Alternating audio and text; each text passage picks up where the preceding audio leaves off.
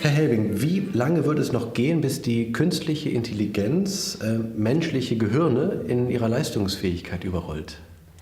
Das ist eine gute Frage. Die Schätzungen, die unterscheiden sich. Manche sagen 20 Jahre, manche 40. Vielleicht gibt es das schon in irgendwelchen Geheimlaboren von Militärs. Also es ist wirklich schwer zu sagen. Aber dass es kommen wird, ist sehr wahrscheinlich. Werden denn Maschinen am Ende Menschen ersetzen können, wenn wir jetzt im Sinne von Ökonomie denken? Oder wird sich einfach durch künstliche Intelligenz nur das Arbeitsfeld verändern? Also viele Tätigkeiten, die Menschen heutzutage machen, werden sicherlich ersetzbar sein durch künstliche Intelligenz und Roboter. Einfach alles, was sich wiederholt, was bestimmten Regeln folgt, was Mustererkennung als Grundlage hat, das wird man durch Algorithmen letzten Endes erledigen können. Und das heißt Verwaltungsvorgänge, alles, was heutzutage nach gesetzlichen Vorschriften läuft, sehr viele Dinge in unserem Alltagsleben, die werden letzten Endes ersetzt werden durch Algorithmen und Roboter, weil es einfach billiger ist, zuverlässiger in vielen Fällen. Und das heißt, unsere Wirtschaft wird tatsächlich fundamental durcheinandergewirbelt.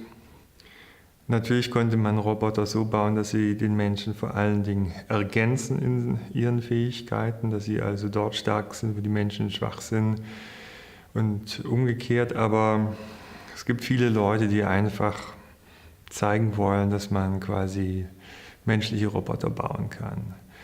Und die werden natürlich in Konkurrenz treten mit uns.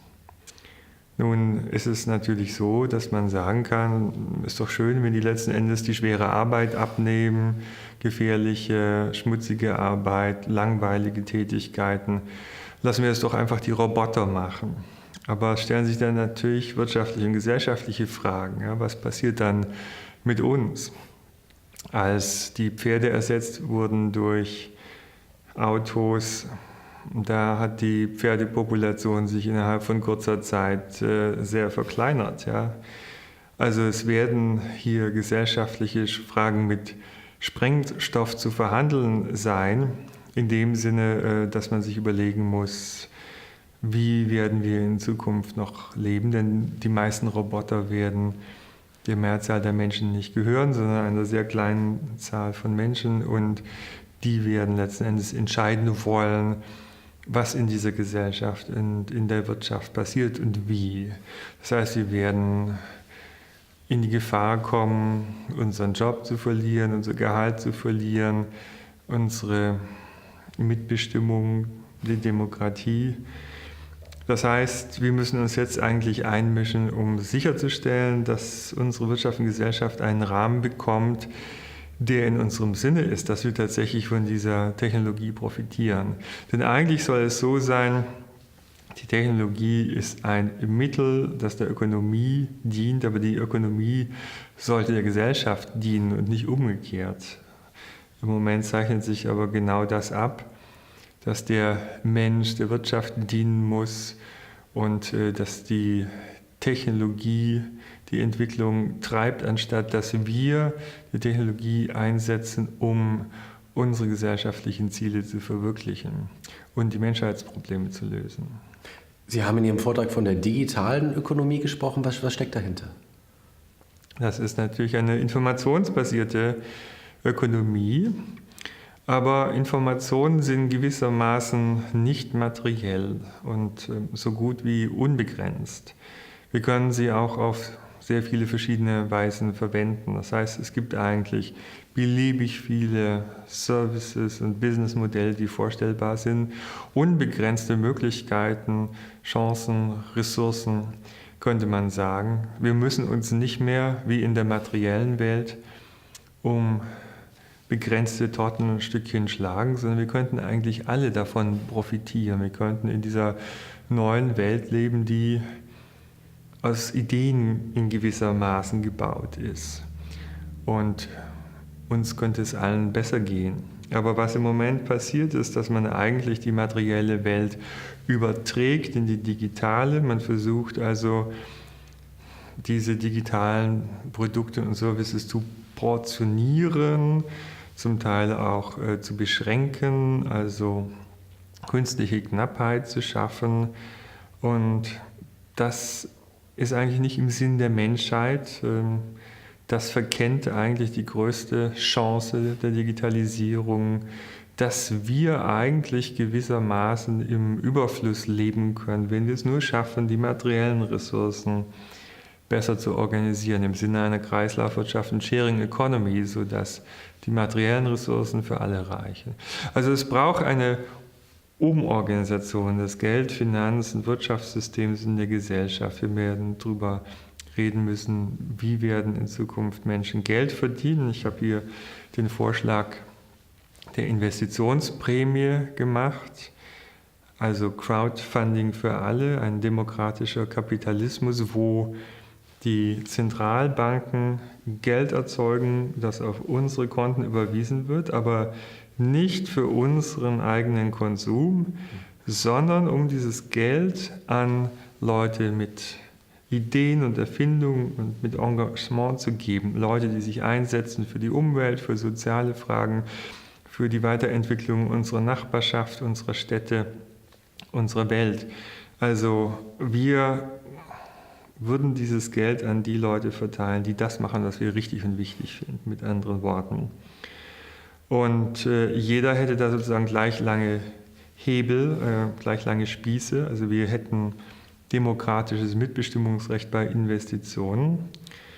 Und ich glaube, das würde dazu führen, dass tatsächlich die Ressourcen dorthin fließen, wo die besten Ideen ist und dass wir alle davon am meisten profitieren würden. Das ist eigentlich der Ansatz. Und damit das Geld sich nicht entwertet, würde man dann halt mit einem negativen Zinssatz das dann wieder extrahieren, sodass im Grunde genommen die Gesellschaft geflutet wird mit so viel Geld, wie es braucht, um die Ideen, die wir alle haben, zur Entfaltung zu bringen. Und das Geld, was dann überflüssig ist, das entzieht man dem System wieder. Das heißt, wenn man dann sogar hinkommt zu einer Art digitalen Demokratie, dann profitieren ja auch viele Menschen, aber es gibt ja auch Kritiker, die da jetzt von der größten Bedrohung der Menschheit sprechen. Muss man sich da fürchten, dass wir als Menschen in unserer Souveränität bedroht werden, oder ist das ein zu düsteres Bild? Ja, der Begriff digitale Demokratie wird sehr unterschiedlich verwendet. Ja, die einen meinen eine Art Facebook-Demokratie, die von der Kakophonie, die auf den sozialen Medien stattfindet, geprägt ist. Die anderen meinen ein System, das unmerklich von Algorithmen gesteuert wird, wo also unser Meinungsbildungs- und Entscheidungsprozess manipuliert wird im Interesse einiger weniger und wo auch Wahlen und Märkte manipuliert werden. Und es gibt Leute wie mich, die darüber nachdenken, welche digitalen Plattformen wir brauchen, damit wir uns beteiligen und koordinieren können. Plattformen, die helfen, kollektive Intelligenz zu erzeugen, das heißt, das Wissen, die Ideen von vielen zusammenzubringen, verschiedene Perspektiven zu integrieren, Lösungen unter einen Hut zu bringen, um auf diese Art und Weise zu noch besseren Lösungen zu kommen, die tatsächlich möglichst vielen Menschen helfen, ihre Ideen, Potenziale und Ressourcen zu entfalten. Das heißt, es braucht da jetzt eigentlich auch, sind wir jetzt an einem Punkt, wo es eine gesellschaftliche Transformation braucht? Absolut, und ich glaube, das ist hochdringend, denn wenn wir jetzt die Rahmenbedingungen nicht ändern, in dem Sinne, dass wir uns stärker als Zivilgesellschaft, als Bürger einbringen können in die Mitgestaltung der Ökonomie, die ich in Zukunft für eine partizipative Ökonomie halte, aus verschiedenen Gründen. Also wenn wir jetzt nicht anfangen, die Rahmenbedingungen für eine Mitmachgesellschaft, mit anderen Worten, zu bauen, dann geht es, glaube ich, schief. Dann besteht die Gefahr, dass wir Freiheit und Demokratie verlieren und viele Dinge, die uns lieb und wichtig sind, viele Dinge, die wir über Jahrhunderte aus der Geschichte gelernt haben. Also ist dringender Handlungsbedarf vorhanden, auch aufgrund der Nachhaltigkeitsprobleme, die es in der Welt gibt und die viele sekundäre Probleme großer Art implizieren, wie zum Beispiel Konflikte, Kriege, Wirtschaftskrisen, Massenmigration, Terrorismus. Vieles resultiert aus dieser mangelnden Nachhaltigkeit. Und das kann nur gelöst werden durch die Kreislaufwirtschaft und die Sharing Economy, von der ich vorher gesprochen habe. Und die könnte man mit digitalen Mitteln aber jetzt bauen. Man müsste dazu neue Marktkräfte entfesseln, indem man misst, was wem wie viel schadet, auch der Umwelt. Man hätte dann verschiedene Währungen, die das letzten Endes abbilden. Man hätte Anreizsysteme, multidimensional, die ein Echtzeitfeedback ermöglichen und auf diese Art und Weise komplexe Systeme steuerbar machen. Also das Ziel ist im Grunde genommen, dass wir spüren, was schadet, was anderen oder der Umwelt wehtut und dass dann quasi digital ein Widerstand aufgebaut wird, der uns davon abhält, Fehler zu machen, dass wir andererseits aber spüren, was die Möglichkeiten sind, die anderen nutzen, unserer Umwelt zugutekommt. Digitale Assistenzsysteme werden uns also die ungenutzten Chancen aufzeigen, sodass wir die tatsächlich nutzen. Jeden Tag gehen wir eigentlich an Hunderten oder Tausenden von ungenutzten Chancen vorbei. Ja, wir stehen an der Bushaltestelle, reden mit den fremden Leuten nicht. Mit denen könnten wir vielleicht interessantere Projekte machen, weil wir nur wüssten, was sie für Wissen und Interessen und Talente haben. Das wird uns also klarer werden, sofern wir das wollen. Ja, werden digitale Assistenten helfen, hier bestimmte Sachen aufzusetzen, die Projekte, die wir gerne auf den Weg bringen möchten.